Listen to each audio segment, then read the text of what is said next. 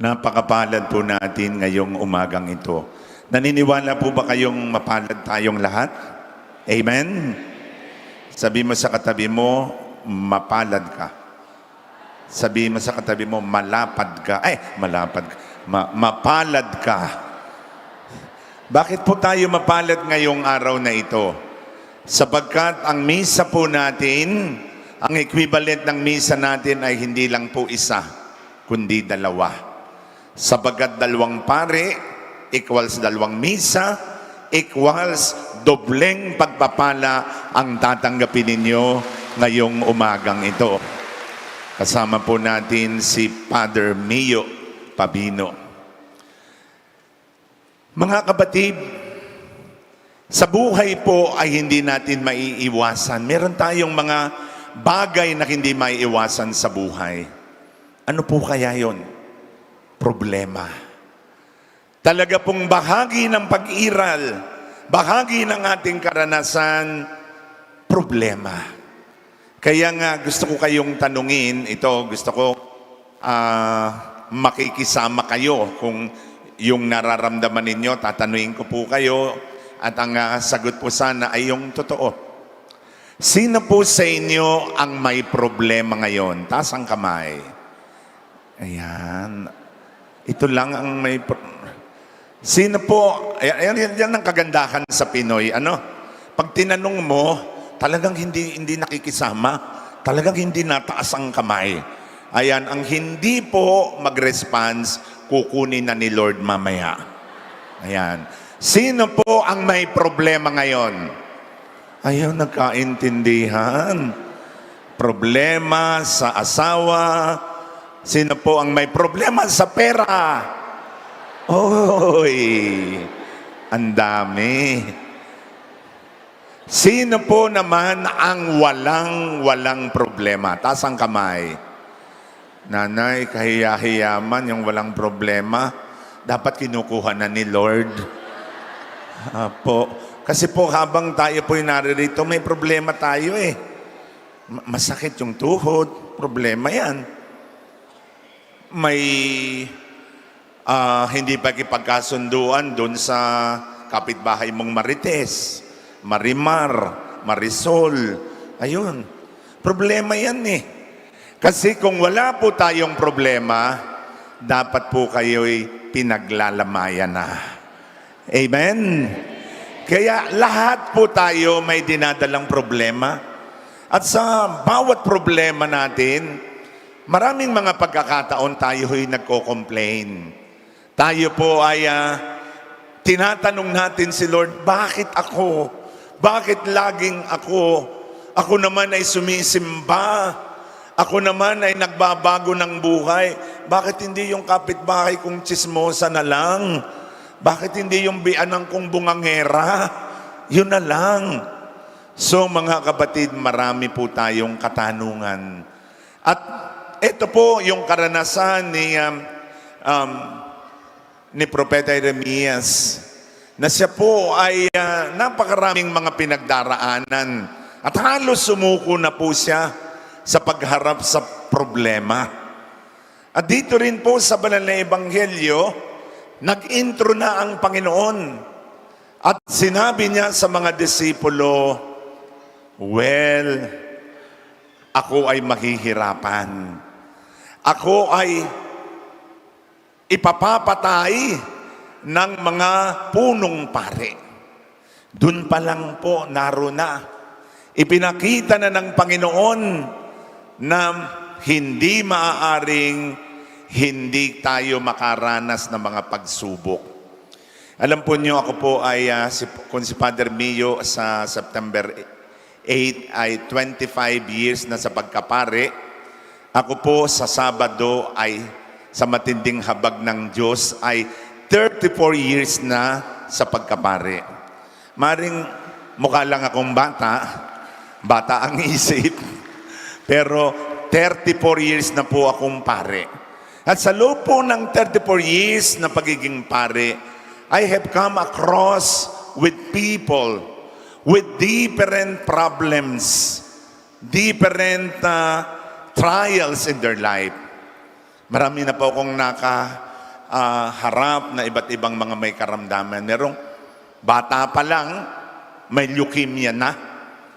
Buwan pa lamang, butas na yung puso. Pe-pray over ko po. And it breaks my heart to see people suffering. Meron namang lalapit, Father, pwede po bang i-pray over niyo ako? Kasi po, malapit na po akong mabura sa kalendaryo. Dalaga po. Matagal na daw siyang dalaga. At bato-bato sa langit ang tamaan ay may bukol. At gusto po sana, may tinamaan, sorry po ha. Father, pagdasal po ninyo ako, mabubura na po ako sa kalendaryo. Sabi ko, huwag kang mag-alala. Abot ka pa sa medida. At abot ka pa sa pabinggo. Hanggang 75. Alam nyo, kahapon may kinasal nga po dito. 67 years old. Oh, di ba? May pag-asa ka pa. O, di ba? 67 years old, ang napang-asawa pa ay puging-pugi. O, 30 plus years old, chinismis pa. Pero, ibig sabihin po, kailangan lang talaga nating maghintay. And in my praying over po, iba-iba yung mga na-praying over ko. Merong mga grabeng karamdaman, merong mga simpleng karamdaman, meron namang lalapit, Father, pwede ho ba paki-pray over niyo ako na mabuntis? Abay, pati pagbubuntis po, problemahin ko. Meron namang pinipray over ko dahil sa dami po ng aking mga pinagdadasal. Sabi ko, Lord, pagalingin po ninyo ang diabetes ng aming kapatid na ito. Father, wala po akong diabetes. High blood po ang sinabi ko sa inyo. Ay, nalito na ako. Sabi ko, alam mo, preventive medicine lang. Dahil baka magka-diabetes ka. Parang sinasabi ni Lord na magkaka-diabetes ka. Kaya ipagdadasal ko na yung magiging darating mong sakit. Ano pa? Bahagi po ng buhay natin ang mga paghihirap. Pero even Jesus experienced a lot of suffering. Pwede niyang hindian na siya'y pumunta ng Jerusalem. Because Jerusalem is the place for trials, the place for suffering, and also it is a place for the triumph of the Lord.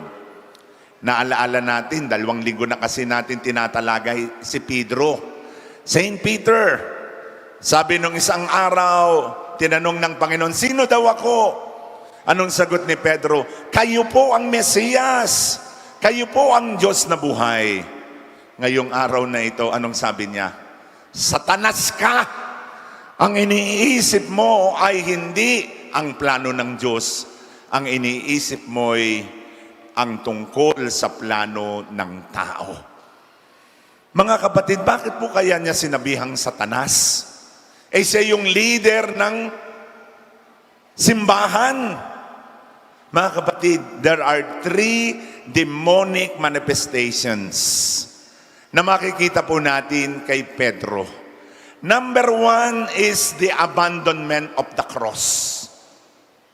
Kapag tayo ay puro pa-easy-easy na lang, gusto natin easy money, gusto natin ay easy life, at ayaw mo na ng cross, chances are, hindi natin tinutupad ang kalooban ng Diyos. Pangalawa ay dropping of sabihin po natin of discipline. Kapag nawala na po ang disiplina sa ating buhay at gusto natin maalwan lagi, then chances are that demonic manifestation is in you. And lastly, the loss of sacrifice. Kung ayaw mo nang magsakripisyo, kung ayaw mo nang yakapin ang krus, katulad ni Pedro, ay eto, may problema po tayo. Mga kapatid, the Lord laid down His condition for us to become His disciples. Ano pong inihingi ng Panginoon? 3 bagay rin. Una, deny yourself. Kalimutan ang sarili. Pangalawa, pasanin ang krus. At pangatlo, sumunod sa Panginoon. So, 3 things. Deny yourself, carry your cross, and then follow me. Simulan natin dun sa una. Madali bang kalimutan ang sarili? Di po ba ang hirap? Sabagat lagi ang pinakamahalaga ay me, mine, ako, ang aking bulsa, ang aking plano, ang aking sarili. Pero mga kapatid, itong hinihingi ng Panginoon, forget yourself. And then, if you forget yourself, then you are ready to follow the Lord. If you would like to follow the Lord, then you need to lose something to gain better. Sa wakas, nanalo rin ang gilas. Talagang salamat po. At nanalo laban sa China. Of all the countries, tuwan-tuwa po ako. Dahil alam naman po ninyo, ang ating mga kapatid na ito ay ating kalaban. Ang pinaglabanan pala kahapon ay hindi Olympics, West Philippine Sea. Kaya nanalo na po tayo. Palakpakan natin ang gilas. Ayan. Umulan ng 3 points kahapon kay Jordan Clarkson. At maganda ang laro. Salamat naman, Chat Reyes, sa iyong tulong at tama lang na magpahinga ka na. Dahil pagod ka na. Maraming salamat sa iyong mga sakripisyo. Pasensya ka na talaga at maraming buzzers dahil mahal namin ang aming bansang Pilipinas. At ayaw natin na hindi man lang manalo. Kaya salamat. Kasi yun ang paalaala ko nga kay Chat Reyes na ang basketball ay 4th quarter. Lagi tayong lamang sa 1st quarter. 2nd quarter lamang. Pagdating ng 3rd quarter, tambak na. Pagdating ng 4th quarter, marder na. Kahapon, puging-pugi tayo. Muli po palakpakan sa Gilas, Pilipinas. Mga kapatid, if you let go of something that is precious in you, and if you learn to let God control in your life, diyan po tayo makakaranas ng tunay na kahulugan ng buhay. If you let go of your smoking, then there is an additional life that you have. If you let go of your too much drinking and eating, then you extend your span of life. Mga kapatid, maraming beses po ako nagsikap na mag-diet. Maraming beses po akong nag-no meat, no rice, after 6. Ang ganda pong naging resulta. At sabi ko, talagang meron kang dapat tanggalin para you become the best version of yourselves. Yung mga atletang ito, kaya nanalo siguro ang Pilipinas kahapon, ay talagang bugbog sa mga paalaala. And then they really exerted a lot of effort. Mga kapatid, when you are talking about being the disciples of the Lord, we must be ready to deny ourselves. Ang problema po kasi, ang ating nasa sa isip lagi ay yung ating iiwanan. Hindi po natin naisip yung ating dadatnan. Nung ako po ay seminarista pa, ay talagang napakahirap po nang ako po ay malapit na maging pari, saka ako nagka-girlfriend. Sabi ko Diyos ko, ang hirap naman, para ako nasa nag-uumpugang bato. Mahalay naman po na sa umaga, hawak ko katawan ni Kristo. Sa gabi naman hawak ko katawan ni Kristi. Liwanagin po ninyo ang aking pag-iisip.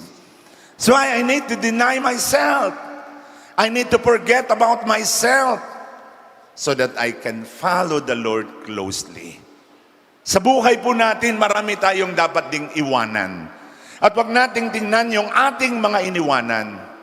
Tingnan natin yung mga darating na mga pagpapala, siksik, leglig, umaapaw na pagpapala. Amen? Pangalawa, carry your cross. Lahat po tayo may dinadalang krus. Lahat po tayo ay may pinapasa na krus. But the cross is not a curse, it is a blessing. The cross is not a punishment, it is a reward to follow the Lord. It is a blessing in disguise. It is a pledge of future glory. It is the best possession of the Lord. Kung meron mang espesyal na pag-aari ang Panginoon, walang iba po kundi ang krus. Kayo po, nanay, pag nakakita kayo ng krus, anong nasa sa isip nyo? Ano po yan? Sagisag? Sagisag po ng... Problema? Hindi po. Ayan, pag nakakita tayo ng krus, ibig sabihin problema agad. Ano pa ho? Nay, kayo. Handa na kasi si Nay. Huwag naman po. Paano? Ano pa masasabi? Ano po ang pag nakakita po kayo ng krus, anong nasa sa isip nyo? Pag nakakita po ako nananalangin na lang po ako. Pag nananalig. Malalampasan. Okay. Dito, ate, pag nakakita ka ng krus, anong nasa sa isip mo? Mabigat po. Mabigat. Dapat iwasan. Problema, pagsubok, kahirapan, kalbaryo. Pero, mga kapatid, ang krus ay hindi kalbaryo. Ang krus po'y biyaya ng Diyos. In every cross, there is a blessing, and in every blessing, there is a cross. Ito pong aksidente nagpapanibago ng buhay ko. Nang ang aking kamay po'y nabaluktot sa pamagitan ng aksidente. Akala ko po'y katapusan ko na. Pero yung pala ang simula ng aking panibagong buhay. Akala ko po'y hindi ko na magagamit ang aking kamay.